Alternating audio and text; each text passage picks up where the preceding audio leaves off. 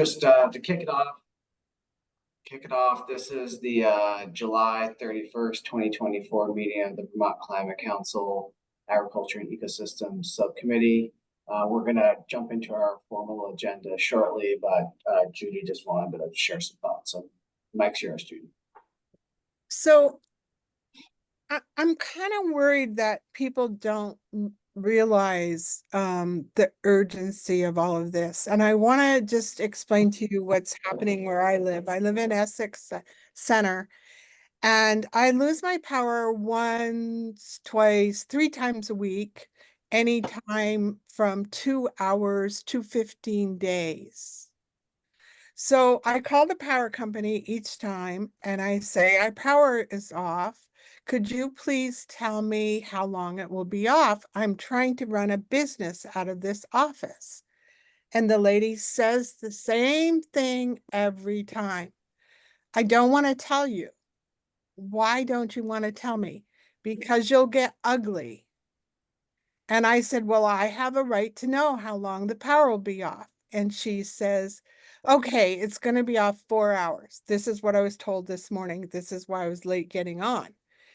And so I said to her, why is this happening? Why do we keep losing our power? I have an expectation if I pay my bill, I will have power. She goes, lady, you're living in Vermont.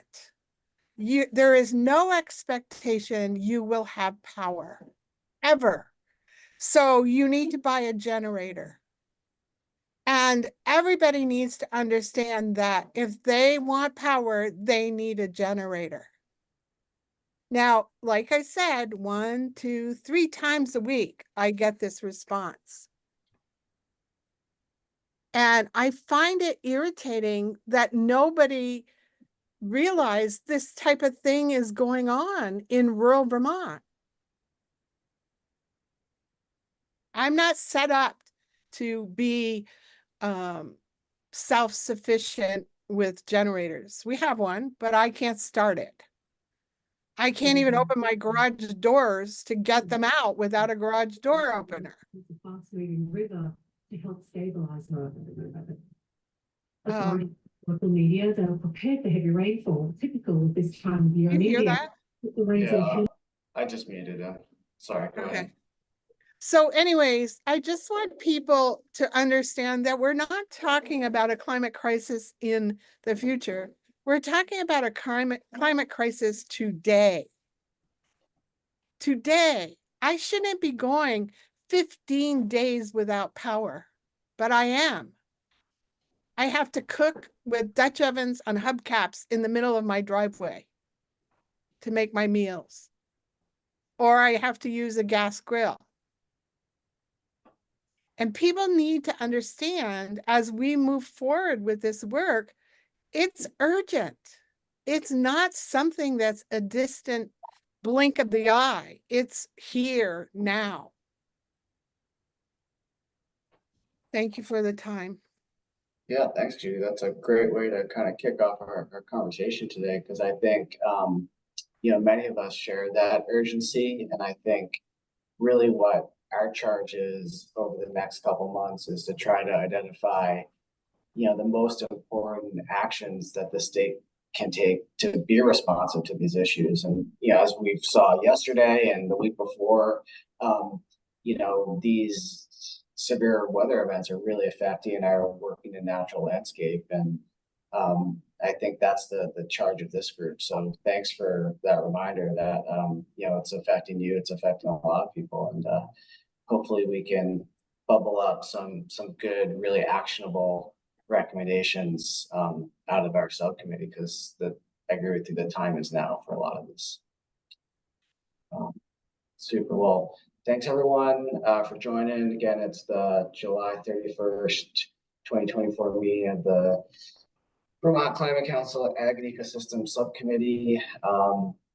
I, along with my co-chair Jael, are going to lead you all through our agenda today. I'll just kind of go over it quickly. All this stuff is posted on the climate change website. So I'm going to discuss the agenda. Then there's a little bit of a time reserved for any follow-up questions or discussions on some of the updates that we discussed at our last meeting, given that we sent out some additional information about those topics. Then we're going to talk a little bit about some kickoff events that the Climate Council held around updates to the Climate Action Plan, and some opportunities to talk about that more in the future. Then we'll have an opportunity for some public comment if folks have any thoughts or observations on those discussions. Then we have two sections where we're going to talk about 2 of the 3 organizing themes that we'd agreed to. We're hoping to begin the conversation around prioritizing key actions out of the subcommittee. And this is going to be a lot of work. It's challenging. We've got a large group that we're going to try to bring towards consensus. So I don't think Jael and I's expectation is that we're going to land on a set of priorities for these 2 themes today. If we do, that would be fantastic. But I do think, we'll hopefully make some headway today, and then we can come back at a later meeting, potentially with the support of some facilitators from CBI to help us try to kind of finalize our priorities. But I'm hoping today we can have at least a good initial conversation to move those topics forward. And each of those will be followed by an opportunity for some public comment. Then we need to reserve a little bit of time to talk about what lies ahead of us. We need to nail down some meeting dates for August and September and talk about the best way to do that, and then we'll adjourn by noon. So any questions or comments about that agenda? Okay. We'll take that as approval. Great. So before we jump into it, as I said in response to Judy's comments, I think our work is really important for a lot of reasons, but I think, especially given the flooding events we've seen this last summer, the effect on farmers, forest land managers and owners, and some of our natural systems. So really, in my view, we've been armchair allocation to try to tee up some manageable, actionable, impactful, and equitable efforts here in Vermont, pulling from the many actions that are already in the initial plan. So hopefully we can all coalesce around those outcomes and make some good progress today. And Jael, I don't know if you have anything else you want to add before we kind of get going. Other than your internet's unstable. Unfortunately, I think that's the case for a lot of people right now. Okay. Great. So these first 2 topics, really it's just an opportunity if people have any questions or further discussion. At our last meeting, several of us spoke to a number of pieces of legislation that has passed since the initial climate action plan was adopted, some programmatic work that's happening in state government and elsewhere, and some studies and analyses that have been conducted related to life cycle emissions, agricultural emissions, and whatnot that were in part requested or directed by the council. As requested, I sent out another document to the group, which is on the website, that has links to all the relevant legislation and kind of web pages that support the different pieces that we discussed. So certainly if anyone has any questions or comments or would like to discuss that or related topics further right now, we can do that. Certainly these are pieces of information and updates that are going to be relevant as we continue our work. So absolutely can talk about them more in the future, but we've got a little bit of time now held if folks have questions or comments or things they want to add.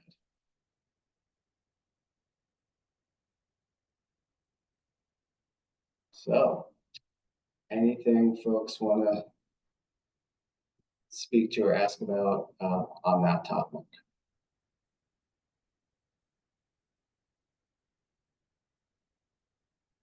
Okay. I'll also note that we did share Ryan's excellent PowerPoint presentation on ag emissions and opportunities and challenges from last meeting. So, you know, if folks have digested that any further and have any kind of questions for Ryan, to Stephen. Good morning, Billy, and everyone. Thank you. Yeah, I was really intrigued by the thought of current use being a significant point of leverage for particularly restoration of deep functioning in our forest systems and our riparian corridors.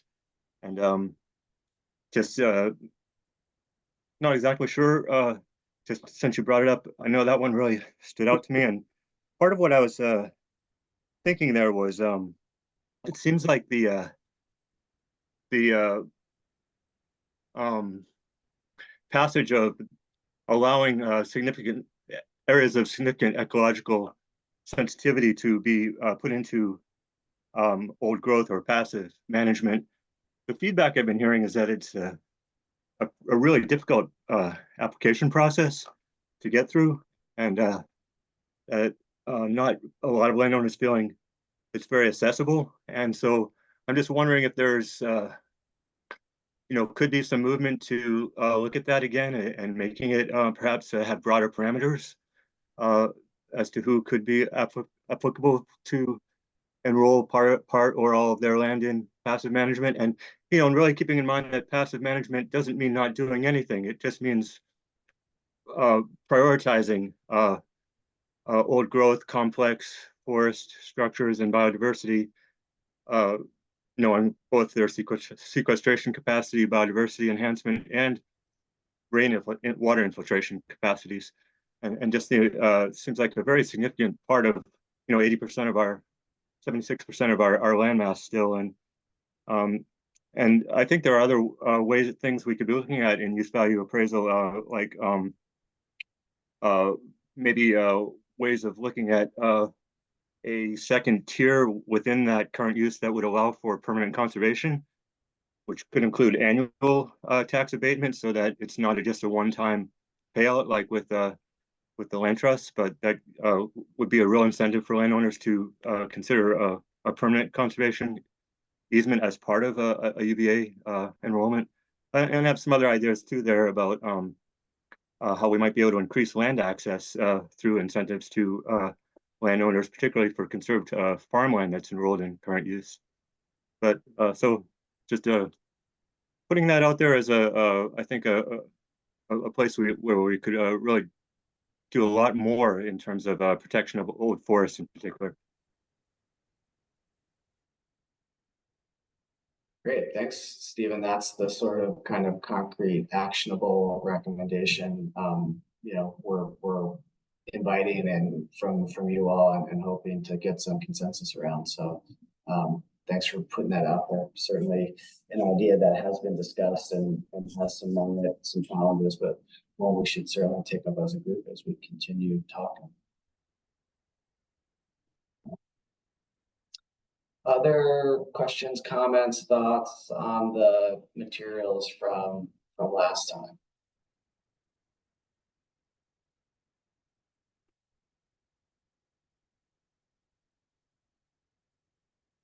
Okay. You know, we just wanted to make sure that it was a lot of information coming at everyone quickly, and having the benefit of some time, wanted to make sure that we saved an opportunity to touch base on those pieces. So, you know, hearing no questions beyond that, we can maybe move on, but certainly if questions come up now or in the future, we can loop back to those topics. And I guess just one thing I want to add, which I wanted to say at the outset, you know, our work in the next couple of months is to come up with these recommended prioritized actions. You know, where those actions may be kind of nested within a program of state government or within a nonprofit partner or delivery system, as we're honing in on our priorities, I think we benefit from trying to hear directly from the implementers of those programs to understand what the opportunities and challenges are. Just as kind of Stephen was speaking to the positive steps in expanding the use value program and maybe some of the challenges with implementing those and what it would take to go even further to a more complex system that has a different range of incentives. If that's a recommendation that we coalesce around, I think certainly having the folks in from that program to talk about what that would look like may be valuable. So that's certainly something we can organize as we get some more clarity around what our priorities are. Okay, moving on, and apologies for this. This was kind of sent out fairly late. I think it just went out to you yesterday. It's also up on the website.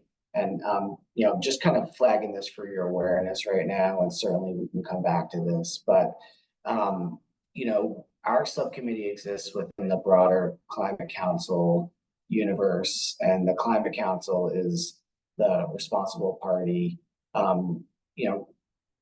charged with actually developing and updating the climate action plan. And the update process really kind of kicked off in earnest earlier this summer with the goal of updating the plan by next July.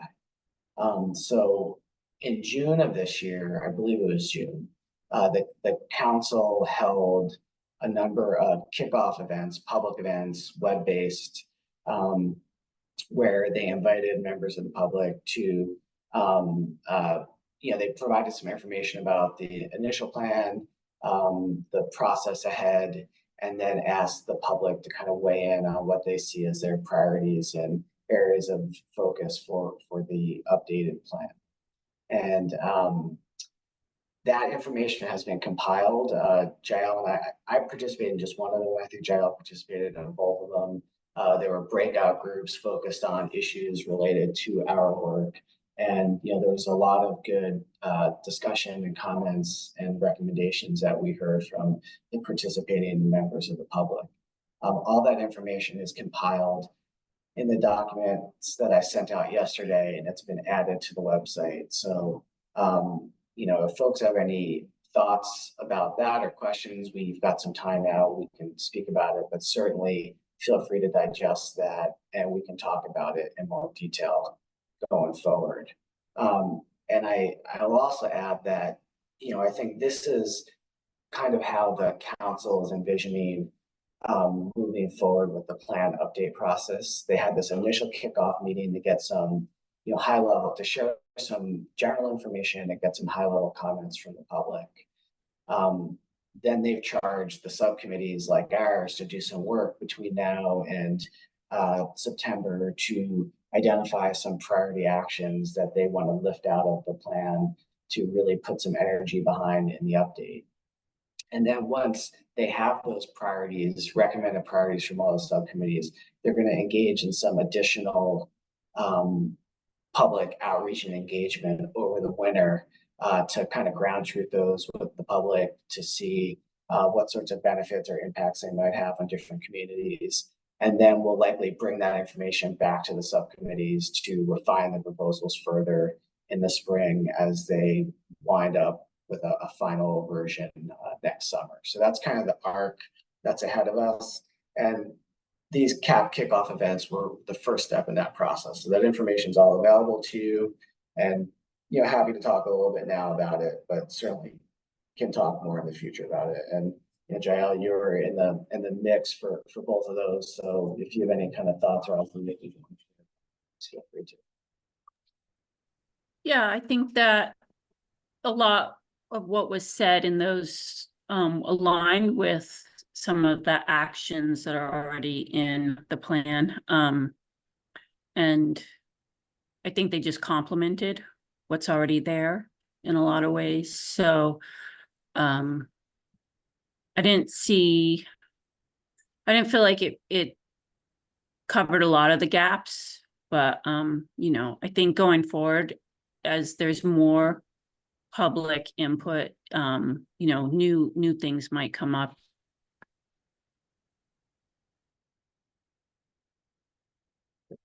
Thanks, Jael.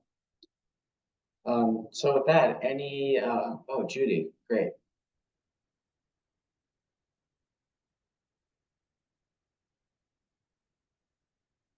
You're muted, You're Judy. still muted. Sorry, I have construction going on here. I have been looking at the subcommittees and wondering, does each subcommittee have its own component of educating the public? Or does that come with the job from the Climate Council itself, the full council? That's a good question. I think that is largely the responsibility of the council and the kind of broader public engagement effort that is underway. Certainly, as you know, our meetings are all public and we try to share information and have opportunities for public comment and engagement during our meetings. But I think it's more of a council-wide responsibility to do that. There seems to be a lot of misinformation and disinformation flying around out there. And I'm just wondering if occasionally we shouldn't put out a public educational note. I went to a conference this summer that VEEP put out on climate change for teachers on how to teach it. It was horrific. It was the most inappropriate thing I've ever seen. And it just seems like occasionally with all this disinformation and misinformation, we should be correcting some of that as we move along. Is there any way that you could change? I think it's the job of the full council to, I know we can play a role in that.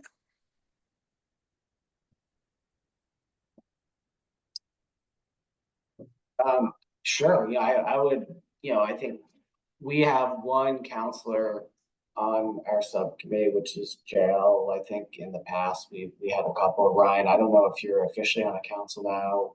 So we've got two, which is great. So I think, providing that feedback directly to JL and Ryan, they can make sure that happens, or at least talk with their colleagues about that. We can certainly raise it at an upcoming steering committee meeting. But yeah, I think we certainly have a role in that. We are an extension of the council, and so I think we've got both the responsibility and the opportunity to provide correct factual information.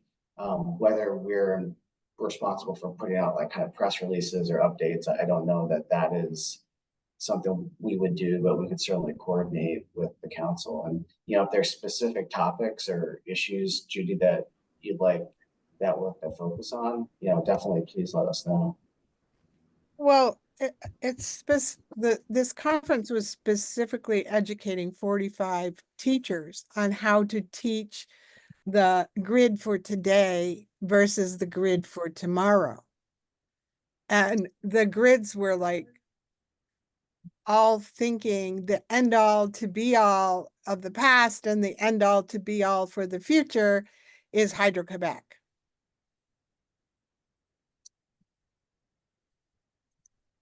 And of course, we all know there's no equity in that. We're relocating Indigenous people, and we are not only relocating them, but we're taking away the biodiversity.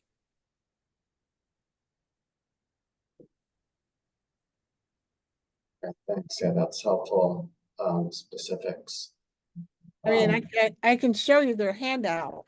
Their handout talks about in the grid, the first thing in the past and in the present is going to be the importance of electricity is generated at the power plants.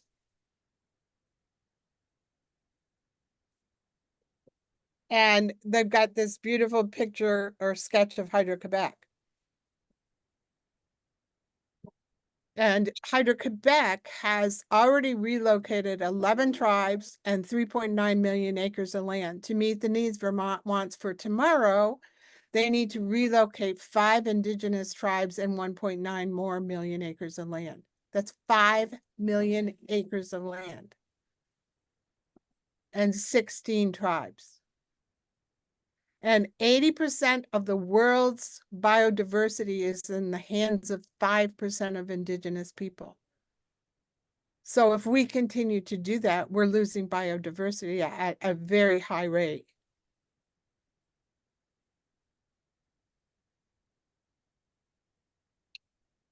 Jill, please don't hesitate to jump in. Yeah, I know that the updated res addresses that to some extent, Judy, and you know, that's why I think it's important also that we really emphasize community renewables as much as possible, and that we're generating our necessary power from Vermont rather than relying on out of state sources.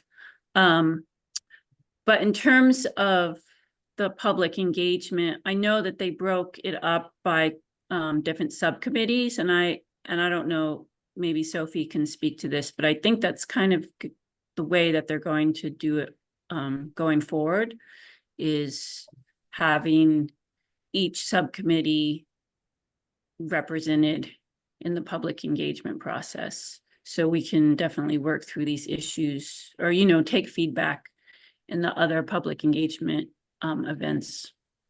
Well, this is what I'm trying to get at, because this conference was for 45 teachers who were to go and teach their students about this program. So if they're given misinformation from the beginning, it's only going to spread. So we have to do something about the misinformation and disinformation that's out there. And I mean, this is just one example. There's tons of it. We've seen meeting after meeting where we've had these debates over specific issues. Something has to be done about educating the public in general. Can't just stick a link on the site with some article that explains it, because people aren't going to the site. Well, there was an action step about engaging the Agency of Education and the Department of Education. So we could maybe put more specific details in that action step about updating information and making sure it's factual and aligned with like current state laws. Because with the res, because that was just passed last session, I don't think that information is out there yet. What do you mean res? I mean, to me, The res renewable is a energy, reservation. the renewable energy standard bill Okay. that was updated, it addresses energy from Hydro-Quebec. So, and talks a lot about that. I don't know how much of that, you know, the issues with Hydro-Quebec were stated in the language of the bill, but I know that was, you know, some groups were talking about that issue a lot in their organizing. Some of our groups. Some of the climate justice groups that were working to pass the renewable energy standard bill were highlighting the issues with Hydro-Quebec. Okay, so if they're highlighting it and they're pointing it out, why aren't we doing something with it? I just don't think the state has caught up to it fully with the new, but I don't know, Billy could probably speak to that better than I can.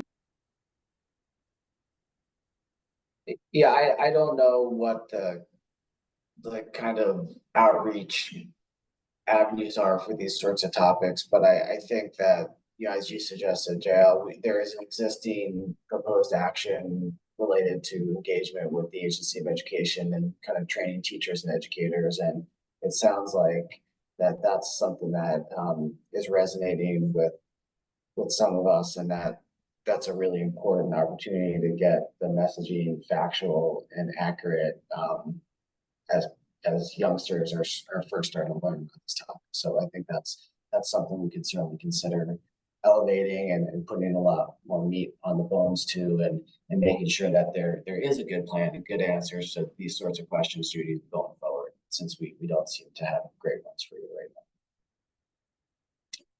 Earl, what are you thinking? Quiet, everyone.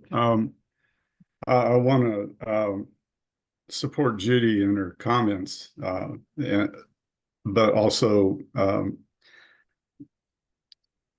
I was part of that coalition that worked on the renewable energy standard to try to get it revised, and we worked really hard on Hydro-Quebec. What we're really trying to do is stop Vermont from buying or purchasing renewable energy credits from Hydro-Quebec. And we tried to get that done in this bill, though we weren't able to really get that done. We know that the state has a contract with them going to 2035. What we're working to do is to ensure that we don't renew that contract, that we're in a place where we can do that. Right now, we would just like to see the state stop the purchase of renewable energy credits so that they can hide the fossil fuels and the nuclear power that we're actually getting through our grid. That is what is hidden by the renewable energy credits. And also the landfill gas from a big landfill in New York. Those are the two main energy credits that Vermont purchases. And they use that then to hide what the source of our real power, plus Hydro-Quebec. And that's what we want to see ended, is the purchase of renewable energy credits and the sale of renewable energy credits. Because right now all of our solar energy is being sold to New Hampshire, or excuse me, Massachusetts, as renewable energy credits for them to hide the emissions of their natural gas power plants.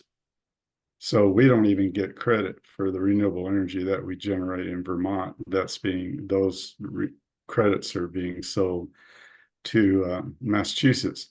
So these are the things that we tried to get in this bill and weren't successful enough. We got some good things, but these are things that we're still working on, along with biomass and biofuels that are still being promoted in the state. Thank you, Malumi.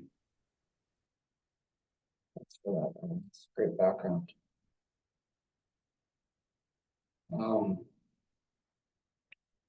Okay, so I think, we have a good priority action item, being suggested by Judy and seconded by others, so we can, keep that on our list as we're moving forward, and in the interim, see if there's other opportunities to make sure we get the correct information out to the public through the council. Okay, any other, before we go on to a opportunity for public comment, any other thoughts on these first two agenda items, the follow-up from our last meeting, the kind of legislative and policy updates, or the CAP kickoff? Great, somehow we're right on schedule. So again, kind of after this break, we're going to focus on discussing prioritization of actions under the first couple of themes. There'll be additional public comment opportunities following each of those conversations. But just pausing now to see if any of the members of the public have thoughts on what we've discussed or anything else relevant to the group. If so, please raise your Zoom hand or make yourself otherwise known to us.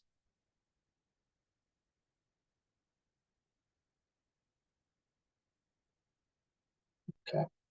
Great. Well, thanks everyone who are here. We've got a good representation of the public today, and certainly, feel free to chime in at the later opportunities if you're interested.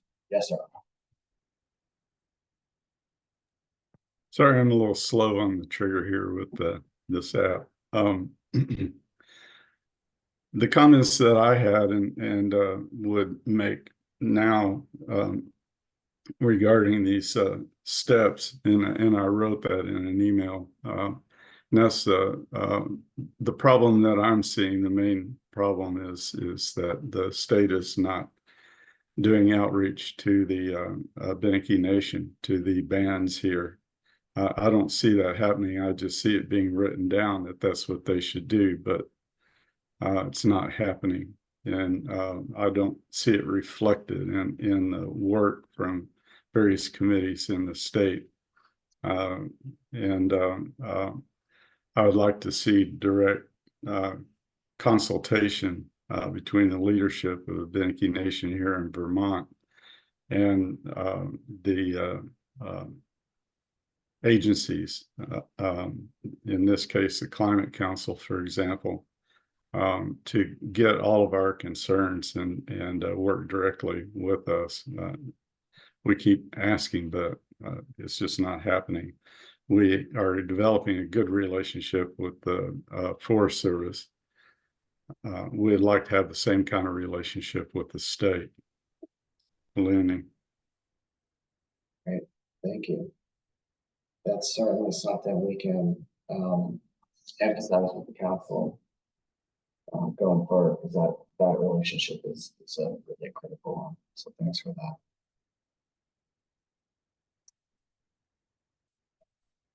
Okay, anyone else before we move on to the next topics? Judy, is your hand up or is that from? No, it is up. I respect Earl's request. The problem is there's as many indigenous people in this state that do not belong to those tribes as there is that are in that tribe. So that's why we need to educate. We need to reach everybody.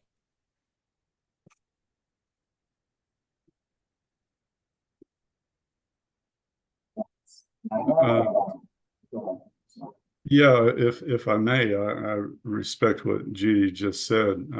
We have a Beneke Nation coalition that includes not just the bands, the 4 recognized bands, but the other band that's not yet recognized, and families, prominent families within a Beneke Nation. And so this coalition is building, and this is who's talking with Forest Service. We'd like to be able to work with the state and be with the state, not just the bands, but the prominent families that aren't band aligned as part of this coalition. Earl, this could go on, and this probably isn't the place to do it, but the whole southwest corner of the state is not even a Beneke. They're Mohegan, and they're federally recognized. But there's also Mohawk and Lakota and all others who choose not to belong to the Beneke. So again, education for all is what we need to do. I'm not going to say any more on this.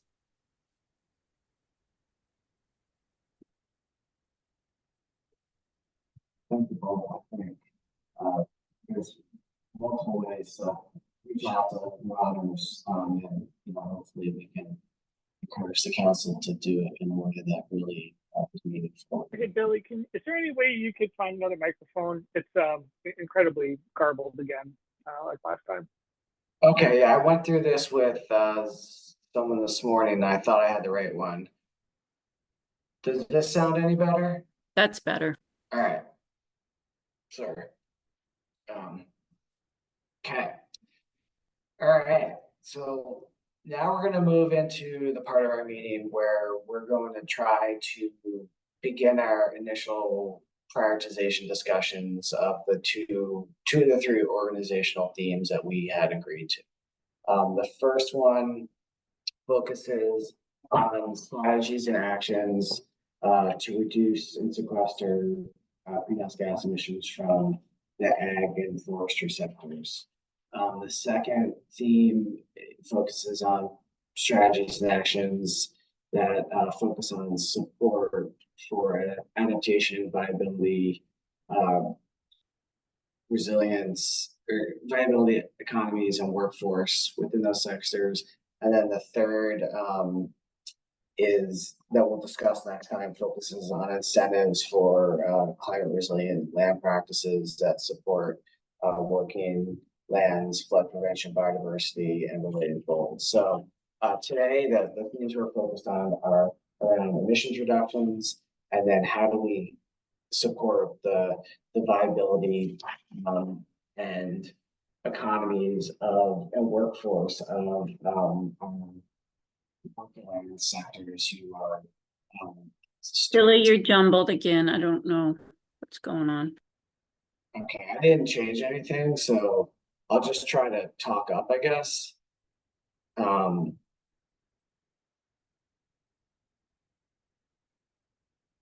Now we can't hear you.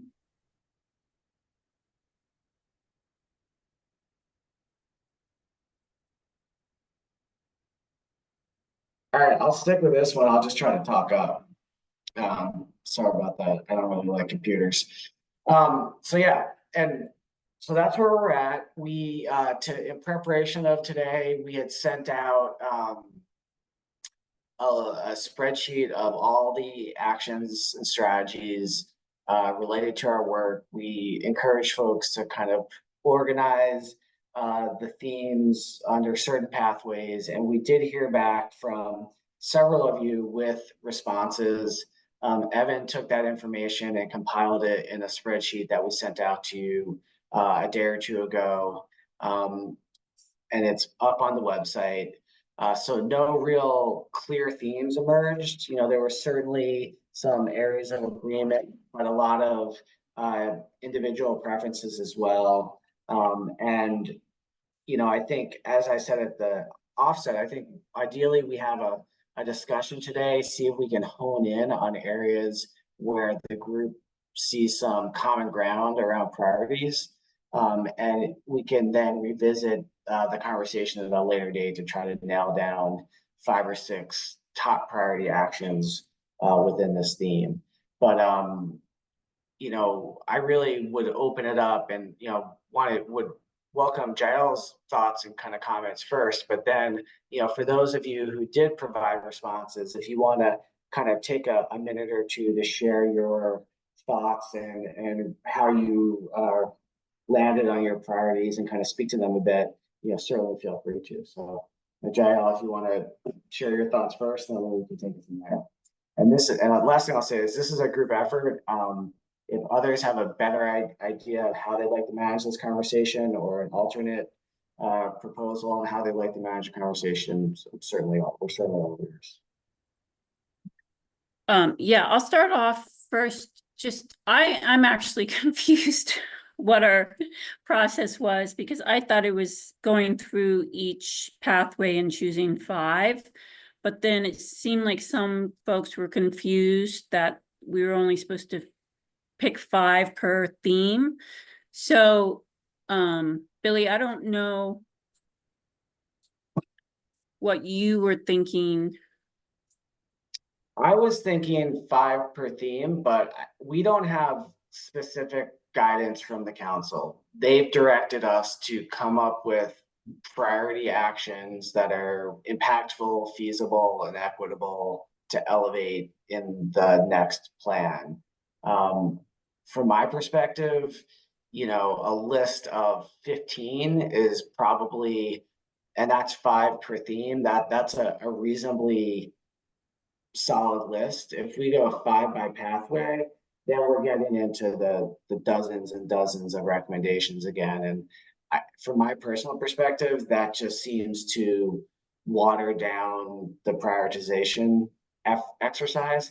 You know, I think if folks want to start there and kind of choose their top priorities within each pathway, and then we kind of sugar those off further to a shorter list, that's fine. But again, this is, you know, what you all want to do. But from my perspective, I don't think having more than, you know, 15 priority actions tops is going to position us well for action. Jake.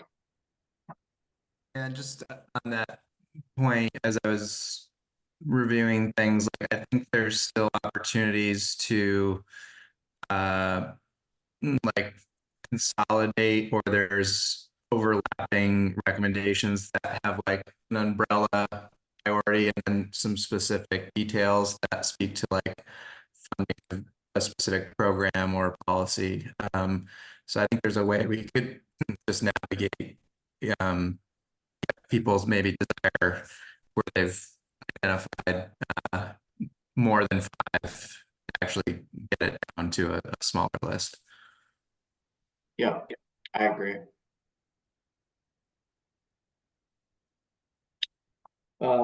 So, and we could say, given the past year we've had, we could say that flood resilience is the most important thing in this next plan for farm and forest land owners. And here is a suite of a dozen or 24 priority actions we think the state should undertake to support flood resilience, right? I think we could certainly approach it that way as well, but just in my experience as a public policy person, having some cohesive narrative focus does really help things get implemented. If it's really all over the place, it allows people to just cherry pick, and often we don't see much traction. So, I don't know, Joe, if you're prepared to kind of speak to the issue, the actions that you had kind of identified under that first theme, or if we want to kind of kick it around to someone else to speak to their recommendations. Yeah, so I think this problem needs to be addressed from a lot of different angles, and so it's actually hard for me to narrow it down. And there's these kind of competing issues between like the ag sector and then preserving nature and using nature-based solutions.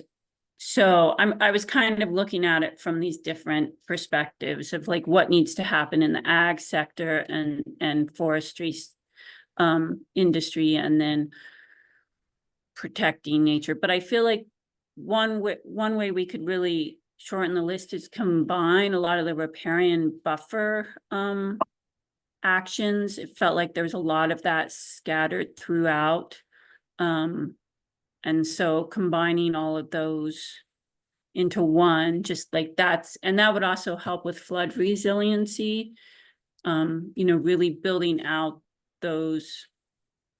Or we could approach it with like flood resiliency would be looking at floodplains and riparian buffer plantings and wetlands, and really addressing that with those kind of nature-based solutions. And then on the other side, looking at ways to incentivize farmers to incorporate some of these things into their practices. So I don't know, we can see the list here, and I think we could just start by talking about what's here in theme 1. And I mean, I would like to hear from everyone, why they chose these action steps and what's a priority for them. Great, thanks. And I just dropped, I put the link to that in the chat, so it's available for folks. It looks like we got responses from Alyssa, Andrew, Stephen, Brian, Jael, Senya. I think that may be it. So I know some of you, sorry, Billy, sent your suggestions in Word docs or in other formats. So if those of you, I think it was like Stephen and Earl, and I'm forgetting who the third person was, but maybe we could just kind of go through these and see what they like, add their initials to the spreadsheet. That'd be Yeah. great. I see that mine are not in there and I sent it to you in a document. Did you, Judy? Okay, apologies for that. What? I said, sorry about that. We may not have seen that come in, so I'll look for those now and try to get them shared with the group. Thank you. Okay, Ryan, you've got your hand up, so why don't you go for it? Sure, thanks. Appreciate the work that went into organizing these and digging back into this. My first comment is related to how theme 1 is framed. I believe it is reduce and sequester greenhouse gas emissions from ag and forestry practices. And I think that is some ways a correct sentence, and other ways I think it is incomplete. And I wonder if, maybe not today, but at some point, we investigate how to frame that up in such a way that it focuses on the definitions of mitigation provided in the Act, and talk about the ag and forestry practices that provide mitigation benefits. There is, I think, some fungibility in how to read that, and I think we can make it more accurate and holistic if we frame that up a little bit. My substantive comments about theme 1 is with the work that went into the initial climate action plan and the analysis and how it's been implemented, I think there's some really good structure. And if we're trying to get to 5, this is kind of how my brain, let's see if I don't know if I can share my screen, how my brain kind of organizes this, right? How do we develop a coherent program that supports farmers to adopt practices and continue to adopt practices that provide a greenhouse gas mitigation benefit? And so if we're stuck to 5, I think this is how I would, want to organize this, right? The high level kind of declarative, this is the goal. This is the pathway or strategy. We're going to help farmers to mitigate climate change. And then how are we going to do that? And in the 5 or 6 that I selected, the challenge is that the programs that exist for agriculture are more than 5. And so how do you include them all? I agree with Jake in trying to synthesize at a high level where it makes sense. And so, we have, we got to do both quantification for ag emissions and sinks, but then we focus on the implementation, right? We have the base programming that we have at the state, and you can list any number of programs that are here, and we could discuss gaps in these programs and what do we need to tweak or implement as a new program. We then have, like this is direct pay for practice. This is the ecosystem services approach, which is thinking about the holistic benefits we get from farming and agriculture and ways to compensate farmers for that benefit so they can continue to farm. Next is the base approach to ensuring that the best soils that are available for agriculture continue to be available for agriculture. And that looks at farmland conservation opportunities. To get to all of these outcomes, right, we need education, outreach, technical assistance, folks that are out there to support farmers in planning and designing these practices where they require engineering. And then just the appeal that has been a really important in many environmental approaches at the state level is that it takes partnerships. And that we all the organizations need to work together to make sure we're not duplicating efforts and we're making use of the limited funds we have. And so in this case for theme 1, I think there is a pretty mature service delivery model that, at least from my perspective, provides a good framework to build off of. And I would not want to, at least for how, I think in discussions we can go anywhere, but at the end of the day, kind of summing it up in the existing framework and identifying those gaps and opportunities on how to improve what's there would be my preferred approach, because there is so much investment and so many partners working on this. I don't think I wouldn't want to disrupt that service delivery framework, rather discuss how to improve it. So that's how I selected the practices I put forward. Is what are the ones in 11.4 or 10.4, I apologize for, agricultural mitigation that was in the initial climate action plan. We've been working on implementing those. I think they're mature. I think we can do better in certain areas. We should discuss that. But I think theme 2 has a lot more, we especially with the flood response, right? It was where we're going to need to do a lot of work to really narrow down the list. But I think a lot of those recommendations, at least for the ag sector, can fit under one of those 6 categories and could help synthesize that and roll it up for discussion purposes. So those are my comments. Thanks. Thanks, Ryan. Would love to hear others' thoughts on that, but I do just want to note that we did, Jael, to get some comments from Earl that were high level, so I don't know that they made them into the spreadsheet, but the one thing he did clearly raise is some concerns about a payment for ecosystem services model. So just want to voice that concern and, create some space if there wants to be any conversation about that now or later. So understand that was one of the pieces of the list. Well, I'll let Jael go first, and then Jake, if you want to jump in.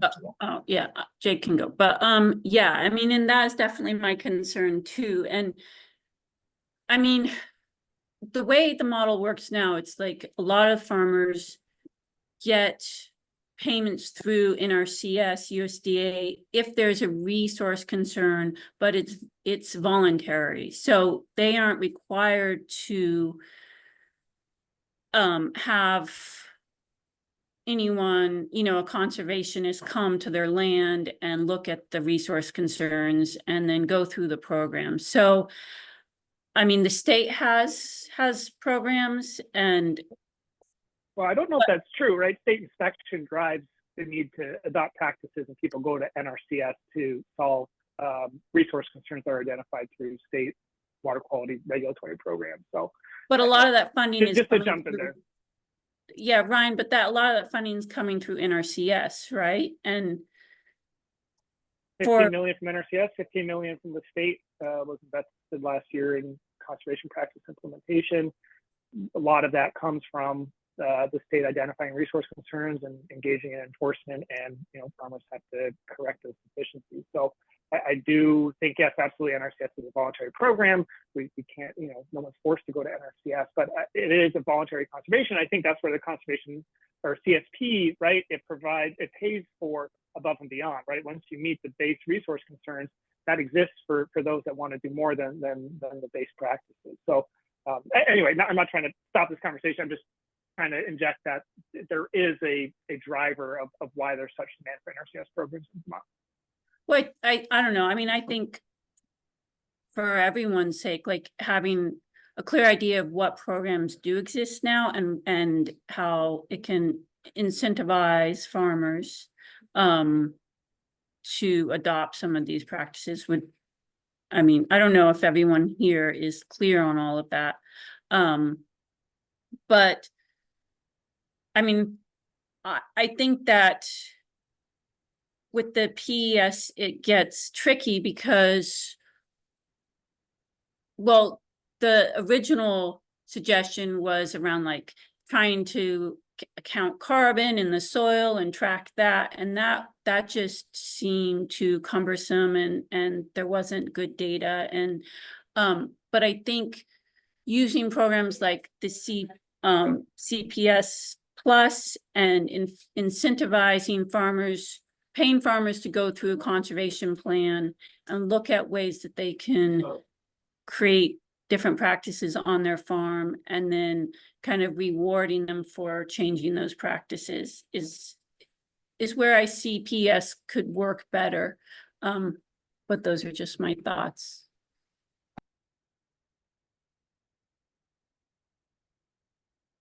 Earl, or let's see, Jake, you're next, then Earl, then Stephen. How about that? Yeah, this is a more of a process. Suggestion is just that because I know there's some other comments here about PS that I would also like to hear. So I'm gonna break this conversation up. But I just wanted to say it would be helpful to if we could maybe share like the spreadsheet and just get a count of like where like is there a five emerging amongst this group that yeah, so just it would be good to just like see that and just understand like where we might have alignment right now and where there might be some differences to discuss. And then yeah, I won't say much on the PS stuff, but I think one of the things that I've observed and the concerns is that that term can for some people imply kind of a market and privatized approach, and then there's kind of a different way of understanding it from like a public public good, public funds. And I think like getting clear as to how we're using that term or would like to use it or look for an alternative way to talk about these programs, I think will be helpful. Because I think the PS working group, worked through a lot of these discussions and issues and just think we should try to like not relitigate those conversations, but like start from where they ended. So that's just my 2 cents on it.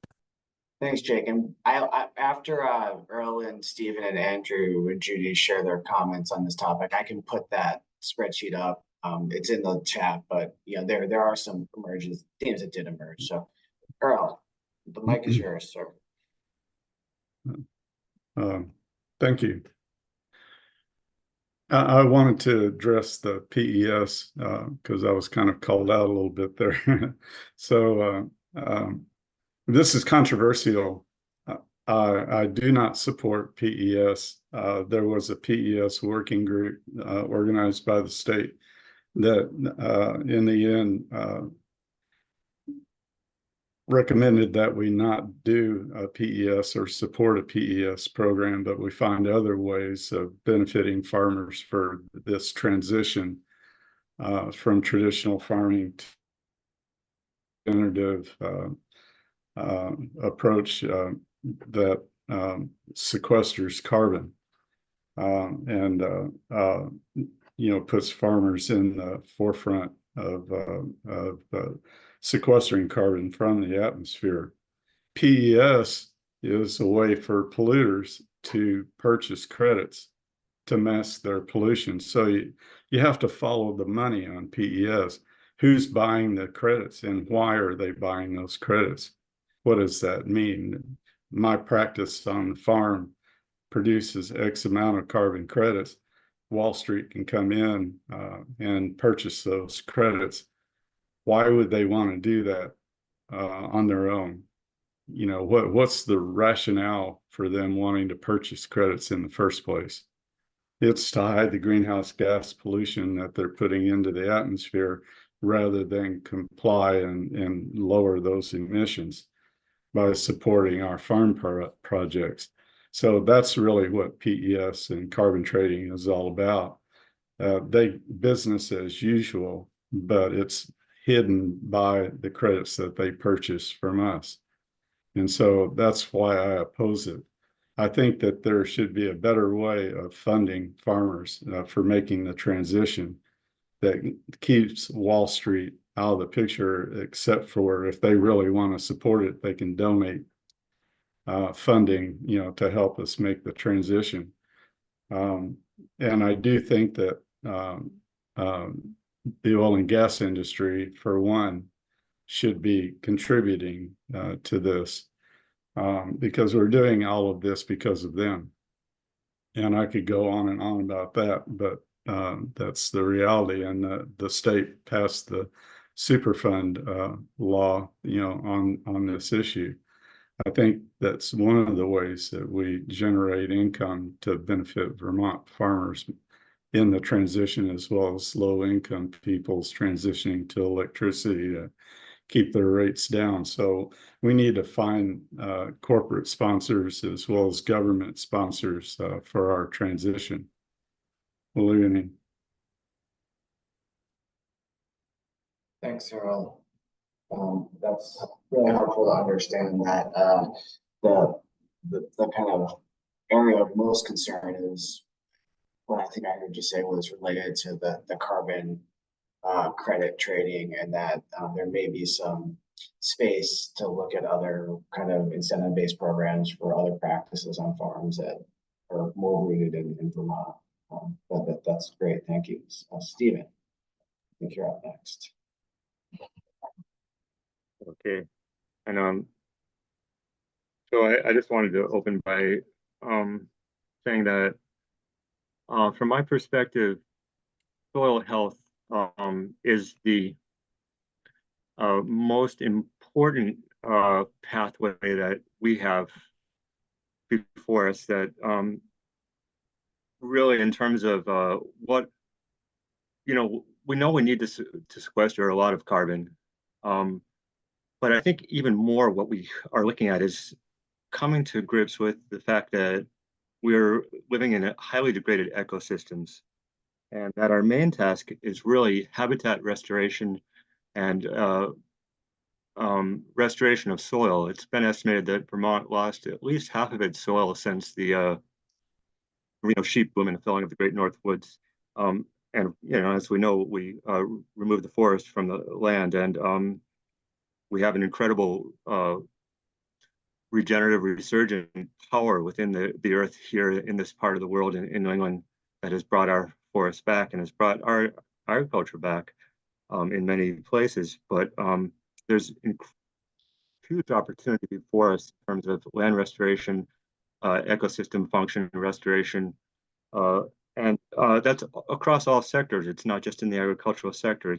We need to equally place emphasis on soil health as we approach forest management, and urban and suburban and village as well. Soil health is across all sectors. And what we're really looking at is not so much how much carbon can we sequester, but can we restore the carbon cycle? That's really what's out of balance. That's what's out of whack. And we can do that.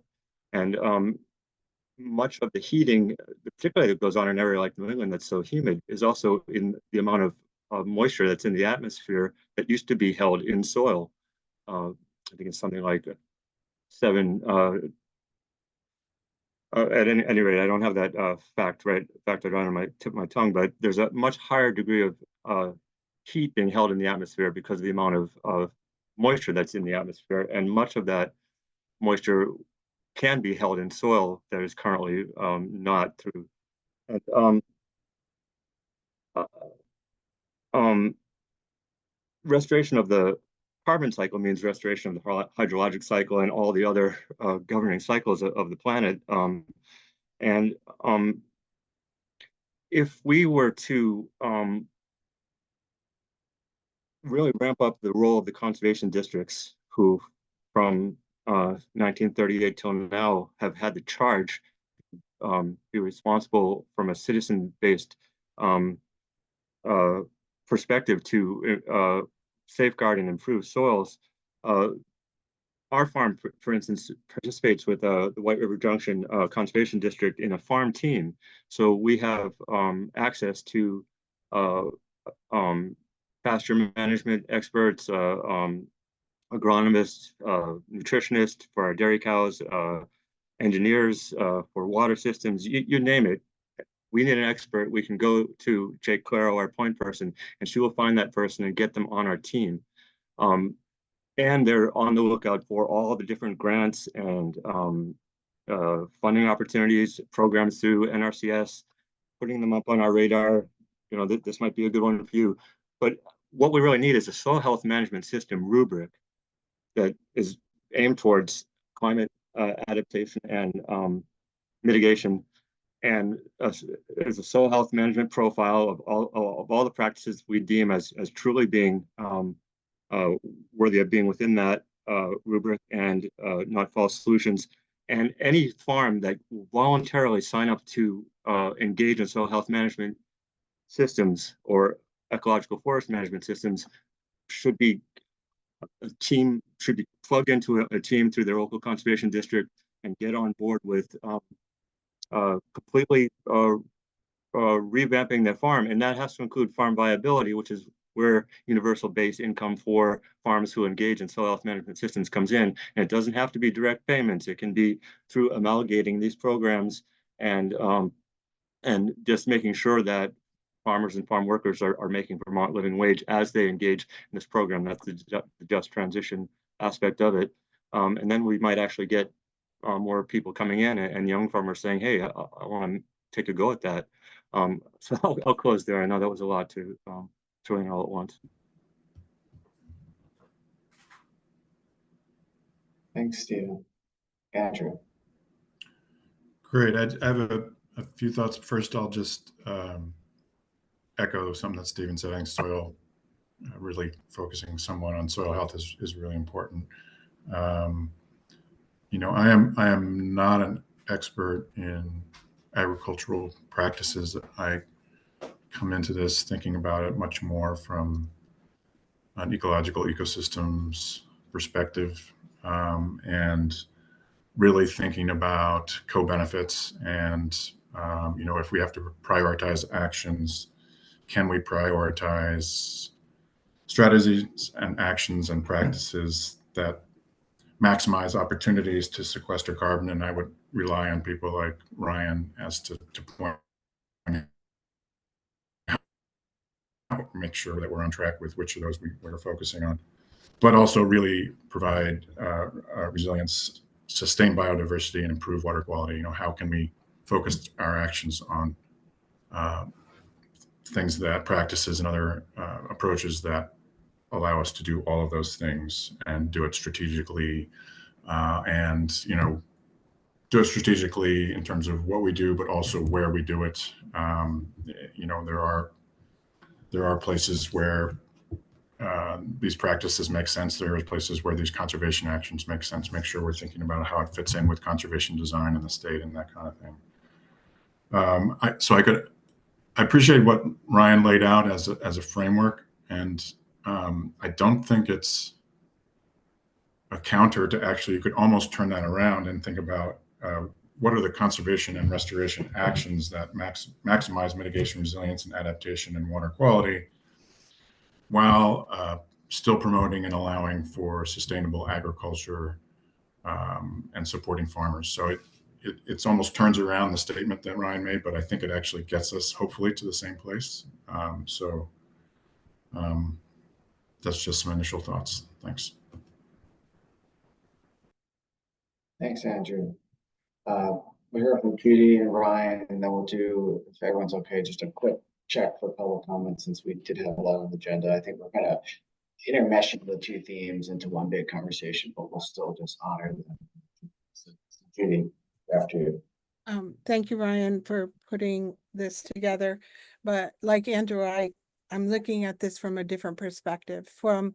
For years now, I've been saying Western science has tried its hand at farming for 400 years. Agriculture, horticulture, silviculture, all of that were indigenous practices. And what they are now is minus the cultural component.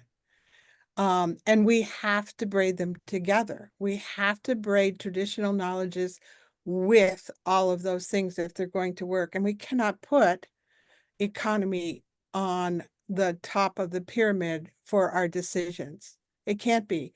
If we never have a healthy land, we'll never have a healthy economy. But we can have both if we focus on the land first. And a smart agricultural education, whose education? Not the braiding together like CBIX does with traditional knowledges and Western science. You're talking about Western science. We need to make sure it braids both of them together, because regular Western agriculture has not worked. And we keep spending more money. We keep denigrating the soil more, the atmosphere more. We need to change. We need to add new programs that allow farmers the opportunity to braid together traditional knowledges and Western gadgets. We have to do that. Strategies for farmers to address climate change. Again, education is critical here. We have to educate farmers on how to do this, how to braid traditional knowledges and Western science. They can't do it alone. Western science doesn't work. Thank you. Thanks, Judy. All right, Ryan. Thanks, Judy. And I very much agree with you. The problem is many farmers are stuck in a debt finance trap that was created by the system that you can't get out of without going bankrupt or selling the land to development. And so that's a lot of how I approach this. We are dealing with a set condition of people that currently own and manage land. How do we meet them where we are, and how do we incorporate practices in the process to help build a resilient future? Because you know, it's hard to not look at the weather and not think that, you know, maybe things aren't working out so well. But I just wanted to provide a follow-up, and I'm happy to discuss this more in depth. But the term payment for ecosystem services is something that goes back to 2012 in Vermont, with discussions of agricultural certainty at the Ag Working Group. We began working on certainty in a PES program in 2013, and had a long, circuitous 3-year process to investigate what does payment for ecosystem services mean for Vermont. And so I encourage folks to read the report, looking at the history of the Vermont Environmental Stewardship Program, the Ag Certainty Program, to understand that where this is born out of is where I think many folks on this call have principles or goals, right? Which is to, how do we capacitate farmers to steward their land and stay in business? And the PES process was an attempt to quantify those other ecosystem service benefits that are derived from good management of agricultural lands. And so there's been a conflation with private carbon markets or carbon trading, and an attempt to equivocate that financialized approach with how Vermont has been doing it for over a decade. And it gets a little frustrating when the intentionality, the research, and the implementation has shown many positive outcomes for both farmers and the environment. So definitely the working group has an explicit articulation, Earl, to your comment about what they don't want it to be. And it's not a financialization, it's not a marketization, it's not an attempt to get banks to come here and pay farmers. They don't care about Vermont, frankly. We're too small. They care about Oklahoma with 20,000 acre farms where you can, you know, for a couple bucks a ton, you know, that's worth it from the financial market. So just an appeal to dig a bit deeper into how the Vermont approach has borne out, because it's not, in my view, the international market approach. Thank you. Thanks for that, Ryan. Judy, do you have one more comment, or is that the whole hand? One more comment. I appreciate that Stephen put the list of traditional ecological knowledge statements in the chat box. The problem is that, as Wendell Berry says, people have to understand backyard composting is good. Massive, big composting for the purpose of economy is not. And you can say that's true for a lot of these other things. And again, the reason I said this is because we can't put economy first. We have to look at the health of the land first. the health of the economy will come after. And I know I said those exact words last year, Billy, and your comment to me was, I'm not going back to horse and buggy days. But it's that kind of attitude that is not going to allow us to move forward. We have to share it. We have to share the knowledges, or we're not going to move forward.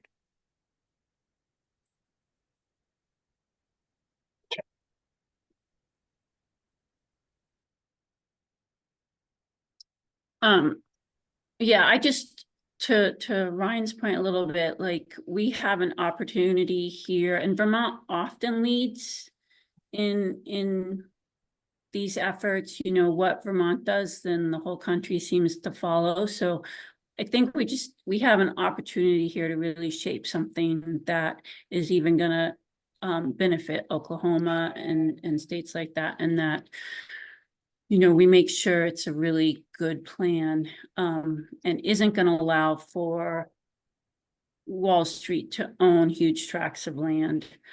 And then just to Judy's point, I mean, as a farmer for 20 years, what was lacking in trying to farm in a way that really took in consideration the land was the community. And trying to operate a farm in a capitalistic system as an individual, just it made it really hard. And I think we have to look at kind of where our farmers are at and the system that they're in, and how to support them to make those transitions. And so we do need to consider the financial impact on those operations.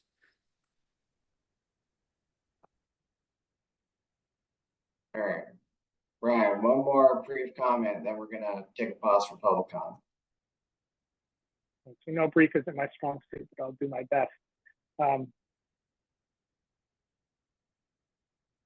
This is in part a response, Judy, appreciating your perspective and just trying to bring up some of the structural obstacles that the actual farmers face to farming maybe in the way they want to.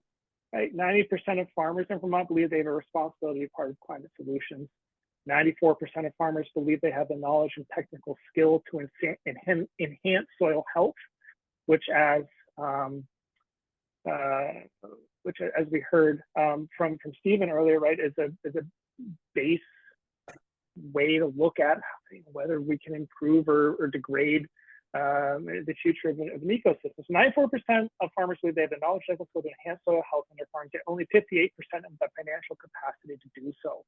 And so you have to, I think, acknowledge the monetary constraints under which all of these folks are operating. If we could remove those, that would be great, but that's billions of dollars, right? The 2022 NASDAQ census, the total sales in Vermont for agriculture was $1 billion. And so when we look at the amount of money that the state puts forward, $15 million for improving environmental outcomes through a water quality framework is a drop in the bucket relative to what it would take to give people more agency in determining how they farm and at what scale they farm. And so I just, I think we're all trying to get to, I think, the same approach. I just think so many of my recommendations focus on the nuts and bolts of what is an obstacle to a farmer in Vermont today, and how do we, try to open the door with the limited resources we have. So just trying to say, like, I think what you say is great, but we can't just cancel all bank debt and from this ag and ecosystem subcommittee, right? It'd be nice to recommend that, but to get to Billy's point about practical recommendations that can be implemented, unfortunately, I think we're stuck in this system. That doesn't mean it's good. It's just where we are. So just my comments from the past couple of years of working on this. All right, thanks, Ryan. Earl, all right, last word to Earl, and then we're going to take a break here for public comment. Okay. Yeah, I agree with Ryan's aspirations. Just want to reiterate, however, that the mechanism of payment for ecological services is here. And like Jael said, it will most likely or could be a model for all the other states. This is why I'm so concerned. My concern is that this is not achieving our climate goals, which are very necessary, or we're in big trouble. I'm looking at the climate, the greenhouse gas emissions. How does this solve that? And there's no evidence that it does. It just provides funding for farmers from the corporations that are buying the credits. But what they're sequestering is problematic in figuring out, number one, and number two, the difference in their ecological services now versus how long the carbon that's being masked by the PES lasts in the atmosphere. That, so they're buying the credits and they're polluting the atmosphere. That's supposed to balance out somehow. It doesn't, because the carbon that's being emitted lasts for at least 40 years before it begins to fall out, but you're talking 100 years to clear up our carbon pollution problem that we're facing right now. To get from 458 parts per million of carbon in the atmosphere back down to 350 or less, that's going to be very difficult, and we're not doing a good job of it. We keep putting the market solutions into this, people making money. It's not solving the climate crisis. It's not preventing the emissions, and we're not reducing emissions. So that's where I'm coming from with carbon credits. I understand the problems, and we need the funding to be able to help farmers make the transition, but farmers should want to make this transition for the benefit of future generations. If they have children, they should be concerned, and they should want to do this. This is the right thing to do. Why not do it until you can get paid to do it is my problem. And I think that I agree with Judy. I want to reemphasize that if the state was working with the Abenaki and the other tribes that live here in Vermont, and we have other tribes in our coalition as well. It's not just Abenaki, but I want to see Abenaki have a government-to-government relationship with the state.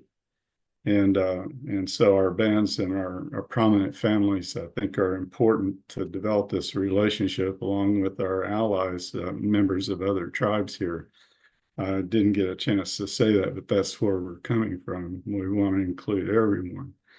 And so this is a growing thing with our coalition. Yeah, I just want to point that out, that you have to look at where the money's come from and why, and whether or not this is really getting us down the road and solving the climate problems. I don't see mitigation being accomplished through PES, but we do need to change the farming practices, and how we fund the transition, is something that we really need to figure out. But carbon credits to hide pollution is not the way to do this. Believe Rob. A lot of good conversation there. Maybe some themes emerging around priority actions related to soil health being kind of a touchstone for a lot of the conversation. So just want to pause to see if anyone joining us from the public is interested in sharing any comments or questions at this point. We'll have another opportunity later in the meeting, but just pause now. If so, raise your hand, come on camera, whatever you want to do. Okay.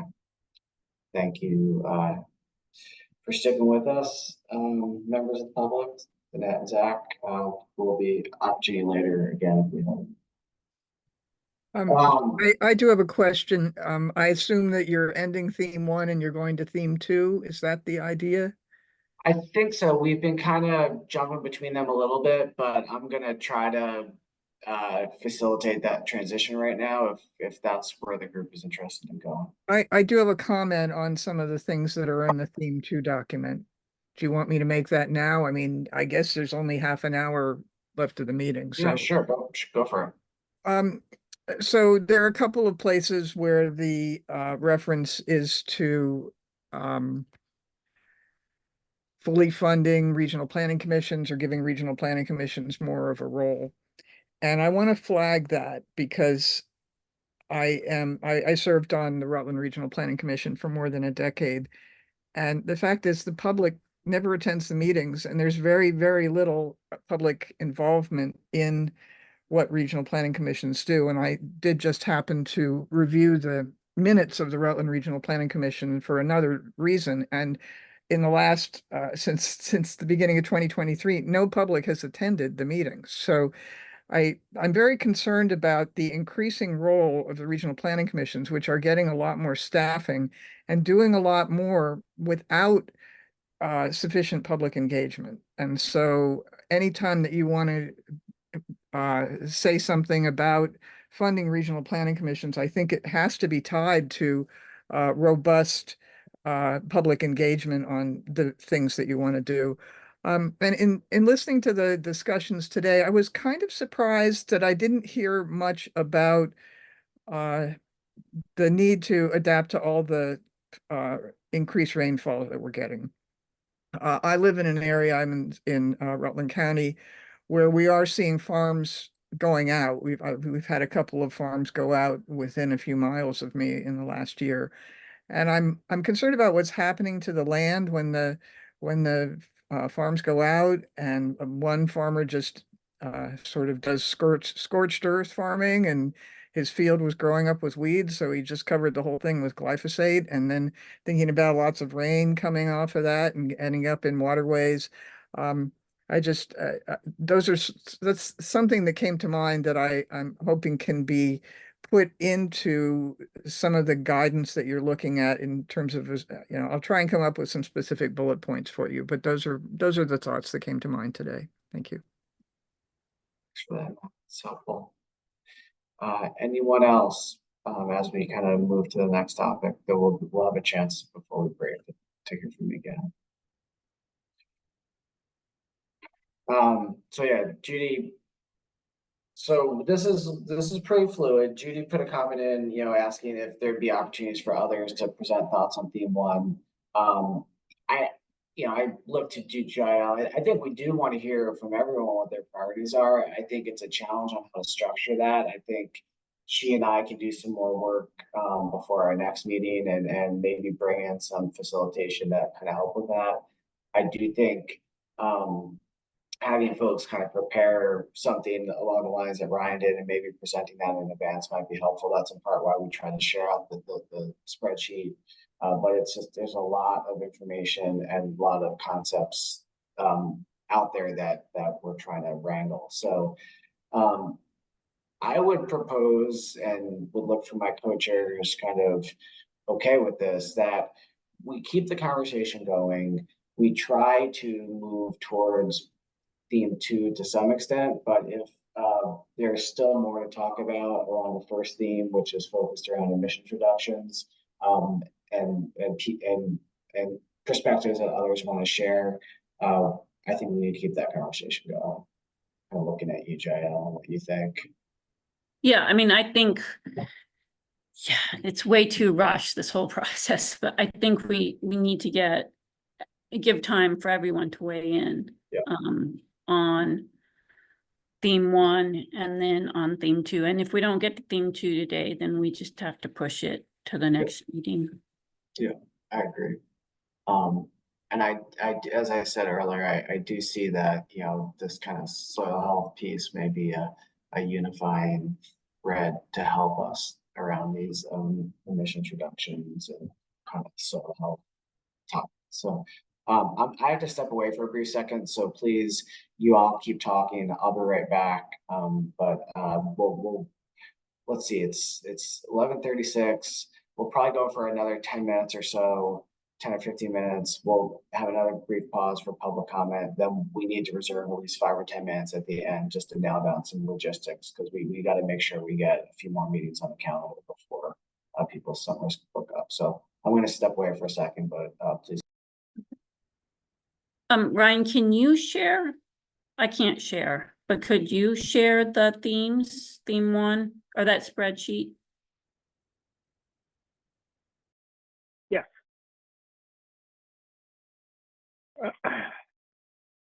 Stephen, you have a comment? Yes, so if we're still on these themes, then I just wanted to quickly say, so that along with soil health and soil health management systems, the 2 other areas that I flagged were in terms of forest, the land care of our forests, that if we were to move towards a reform of current use, that could also include creating a standard by which forestry management plans are developed along the lines of ecological forest management. I think that would be a hugely impactful way to, to improve the health of our forests. 96% of our forests are privately owned, and if we could get landowners incentivized to join in current use with an ecological forest management rubric that could really be a certification program that all foresters who want to participate would need to be schooled up in. This is geared towards placing equal emphasis not only on stand improvement, but also on enhancement of biodiversity and fostering old growth forest characteristics, even in young successional forest, so that they have more complexity, more diversity, and ultimately more sequestration and flood mitigation adaptive capacity. So ecological forest management for UVA. And then the other point I wanted to make is in terms of all the many references to the need for planning, I think for me, the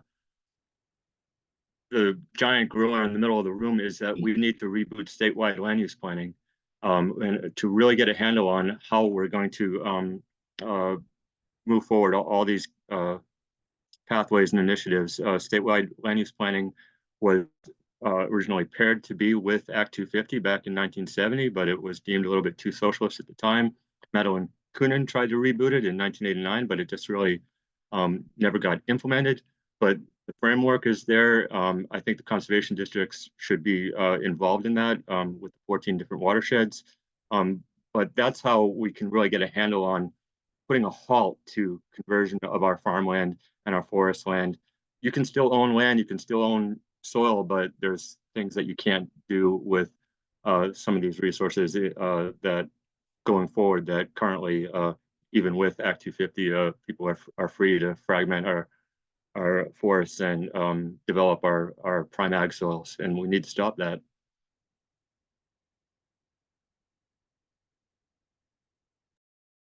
Thanks, Stephen.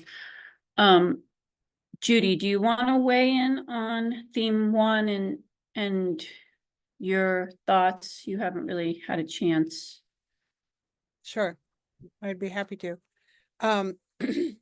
My first thought is something we spent a lot of time talking about last year and nothing happened. We don't have a consistent language with a consistent definition of something. So for instance, McNeil will say they are at net zero, but it's because the path they take has a creative mathematical formula.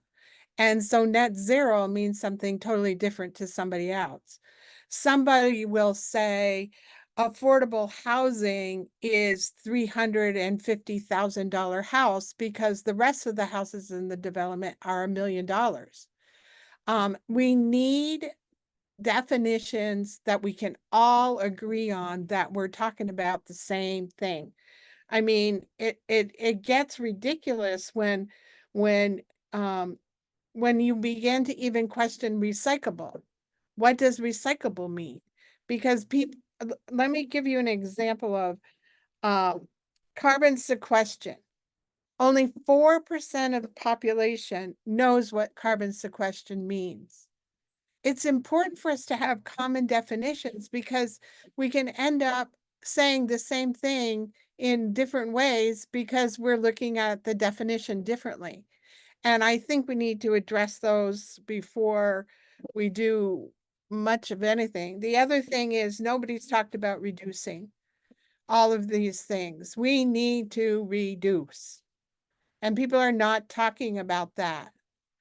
And then again, education and eliminating biomass, defining biomass, because that's another area. When you start talking about biomass and the fact that it's, you know, when you burn it, it's more destructive than coal, and that McNeil is the largest polluter in our state, people have another definition of what biomass is and what it ends up being. We have to have common definitions. We have to address these things. Pesticides are another thing. I don't know if that'll really reduce emissions, but it's got to be considered. And there's just so many things that have been talked about and just don't go anywhere. They just sit here. And we can't do that. We have to reduce. We have to have a common language. We can't have somebody saying sustainable means this and somebody else means sustainable means that. Because that's how a lot of our recommendations got manipulated last year because they had a different definition than what we did. Thank you. Yeah. So, and maybe this is discussion at a later meeting, but going through some of these terms and all agreeing on what they mean, and coming up with those definitions and then having those as part of what Right. we submit. Right. So like, look at the Interville compost facility. They were promoting, they were green. Everything they were doing to compost was green, but it was proven they were greenwashing and they were polluting our land and polluting our water. It was high in arsenic, lead, and carcinogens. And so they had to move. So just having a common definition of what green means can make a difference. Great, thanks, Judy. Well, yeah, I'll bring that up with Billy when we're looking at our agenda for our next meeting, that maybe we can have carve off some time to have that discussion. Thank you. Andrew, I mean, who else feels like, who hasn't had a chance to weigh in on their theme 1 recommendations?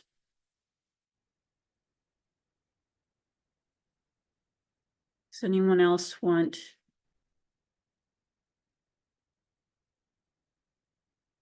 I don't see any other hands.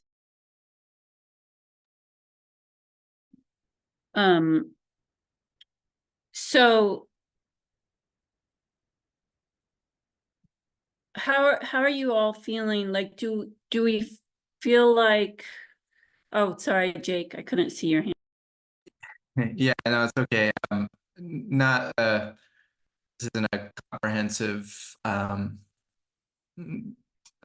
view of my priorities, but more of you know, I thought that in looking through things that, and from the conversations today,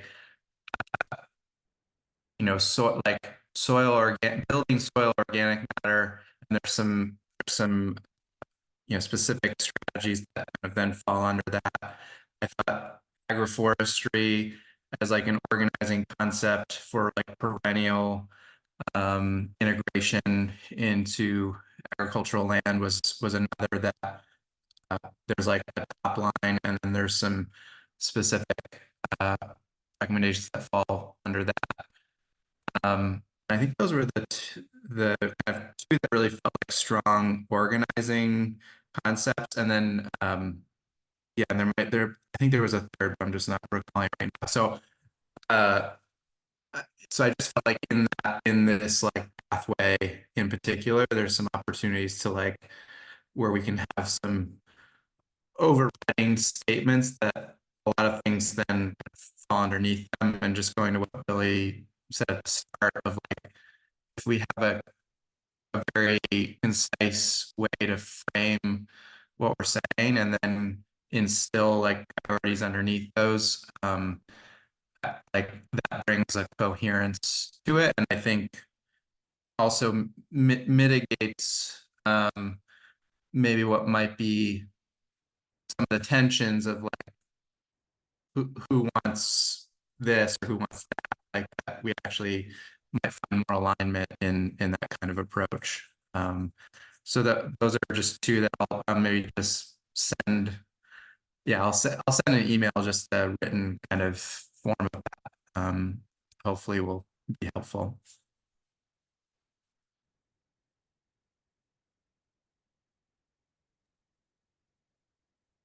Billy, do you want to Sure. jump back in here? Yeah, sorry, it's Subway, so I don't know exactly what I missed, but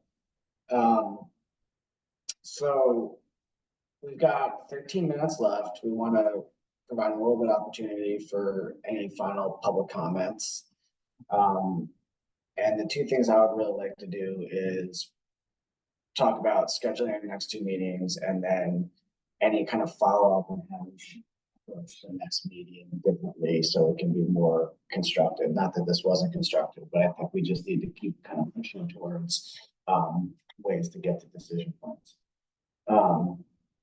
So we've talked about having two meetings in August and two in September. There's currently doodle polls that have been circulated for some dates.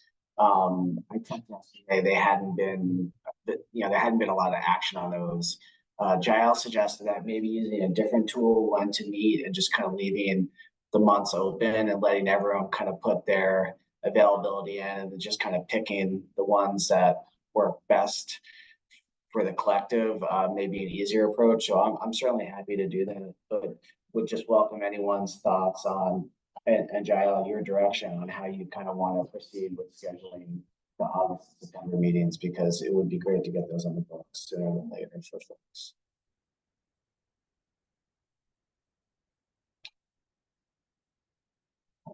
Yeah, I mean, any way works for me, but I'm curious what would work for the larger group.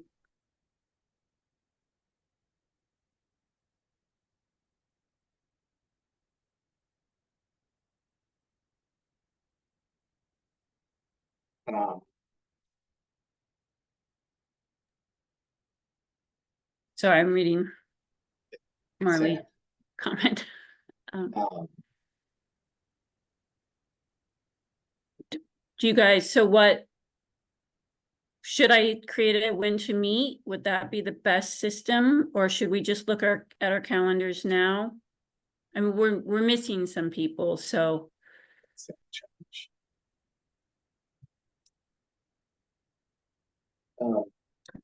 Yeah, the only challenge with the doodle poll is right now it's it just gives folks a couple options for meetings kind of throughout the month, and the when the meet is a little bit more flexible. So I'm open to trying to take that approach, Jael. If you think that would be a good one and you're willing to do that, we could send that out to the group and just kind of ask folks to pay attention to those and fill them out as soon as you can so we can nail down some dates. Are you all familiar with when to meet? Do you know how it works? Okay.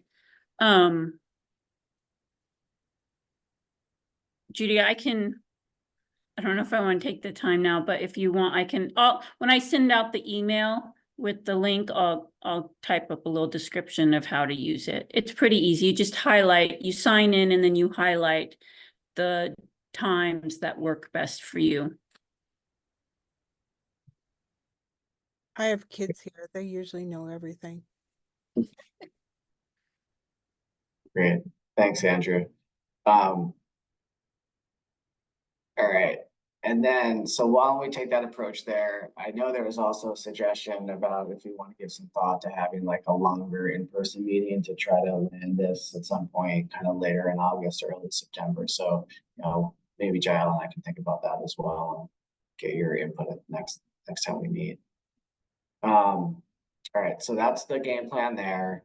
You know, we'll need to think about how to move these conversations forward, given the limited kind of time we have and meeting opportunities. You know, we tried to come up with some organizing themes with the 3 themes to see if we could kind of nest actions under those. They may be too nebulous or too broad, and maybe based on the conversations we heard today, Jaino and I can kind of narrow those a little bit more. And yeah, we're going to do a second more public comment also before we wrap. So just you know, would welcome any input from you all who have experience with these sorts of processes, if you have thoughts on how we could kind of use our time most effectively. But I think what likely we'll be doing is asking for you all to do some work kind of in advance of the meetings, so that we can share out people's thoughts and suggestions sooner, and have so that everyone has time to digest them, and then use the meetings for kind of decision making and kind of debate and discussion of some of those suggestions, but more to come on that. So Jael, anything else you want to share before we go to Judy, then open it up to public comment? No, I was wondering if Ryan could share your slide that you shared when you were giving your comments with everyone, or in an email. Yeah, that was in the presentation I shared last week. It was, okay. As well as the write-up, it's in there.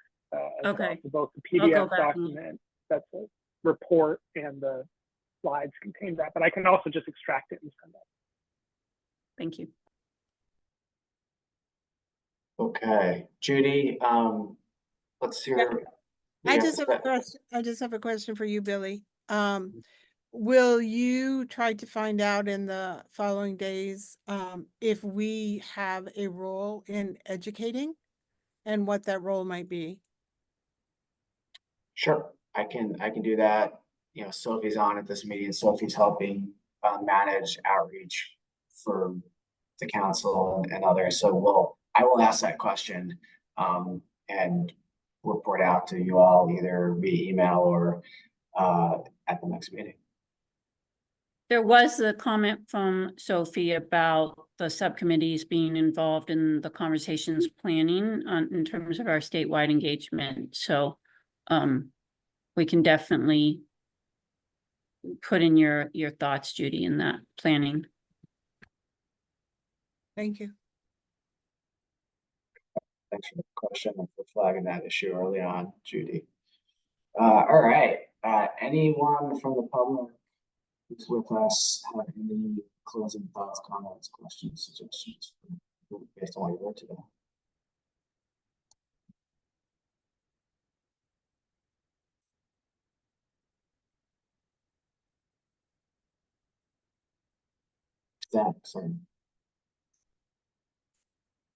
Thank you, Billy. And good to see everybody. Thanks for the conversation today. I wanted to check in on a few things.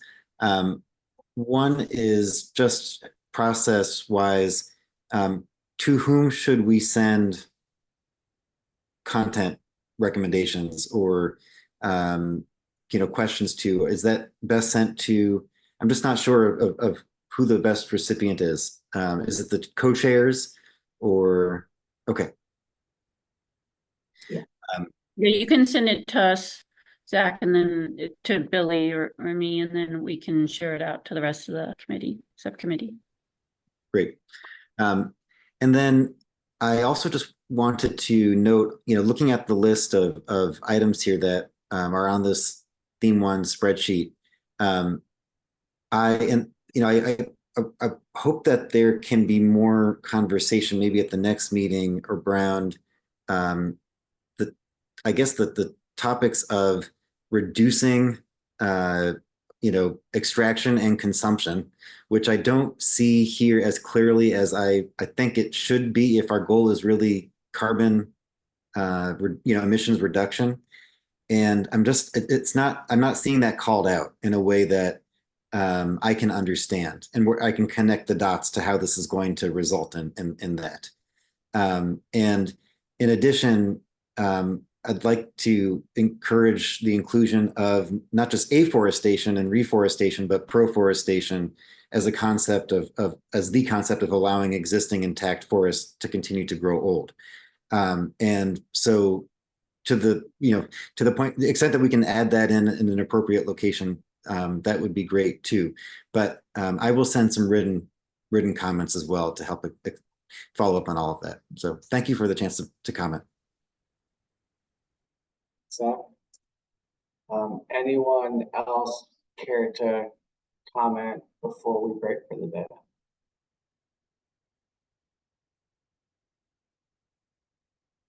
All right, thanks everyone. We'll get that scheduling information out to you all. We should probably have a couple weeks until I would imagine until our next meeting, and JL and I will huddle and get some additional information out well in advance of that about next steps. Great. All right, have a lovely afternoon and try to stay dry out there. Bye. Bye, everyone.